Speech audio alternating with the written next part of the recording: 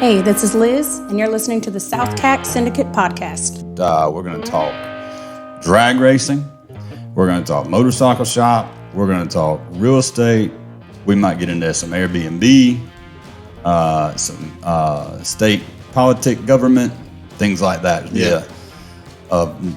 Useless and useful. Yeah. Knowledge. I'm biased on the drag racing side, but Sure. it's a business podcast, so we're going to try to.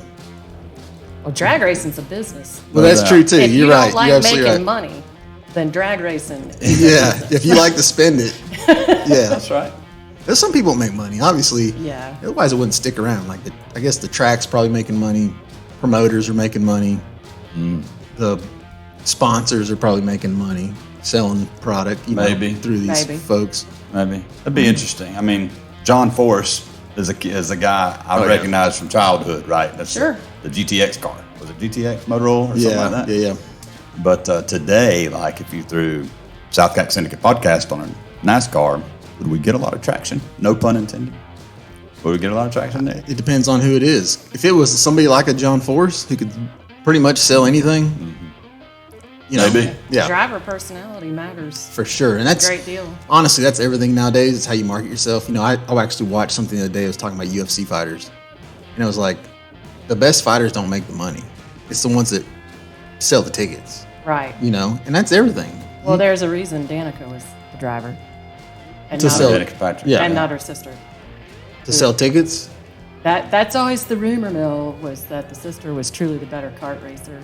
But Danica had that Yeah, the That poise. ball and the- of that energy. Vanna White Yeah. factor, Yeah. the Yeah, and listen, it is what it is. So I guess in some cases you'd want to see who the best actually is, but if people don't enjoy watching what you're doing, then it's not going to matter, right? That's right. That's right. That's right. So how long did you drag rode motorcycles, right? Motorcycles. Yeah. Pretty much exclusively. That was it. Never got behind the wheel. Well, I'd test pass in a Chevy shortbread truck that the team I was with at the time that they had, and that was fun. That's the first thing I took down the track was that truck. I think it was a 71, and my first thought was motorcycle. But Yeah. Really? there for a long time, my first thought was motorcycle. My first thought was, how can I get as close to that pavement as possible? Without It's getting like- skin up. Yeah. It's a real addictive feeling. I mean, it's flying on the ground. If there was no, end line to it, you'd want to keep going. Yeah. Going. I've taken a motorcycle down the drag strip, and it's different. Yeah. It's different because the surface is a lot different than the street. Like you Of can course. feel that thing like Groove.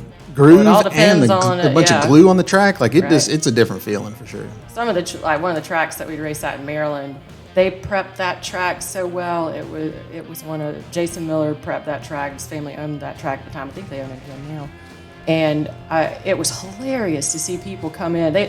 Nobody'd ever keep anybody off a start line, Yeah. first of all. They'd crowd in on a bike at Stick a their burnout shoes out box, there. and they walk straight out of their shoes, Yeah. straight out of their Happens. socks, Bam. For real. fall over, Happens. be rolling around. They couldn't get up. And there was every race had like candid Yep. photos of I've walked those into guys. a bar that was the That floor was sticky. that sticky. But Last never chance? no, it's good, but never that clean, right? Yeah, it blows your mind how sticky it can be.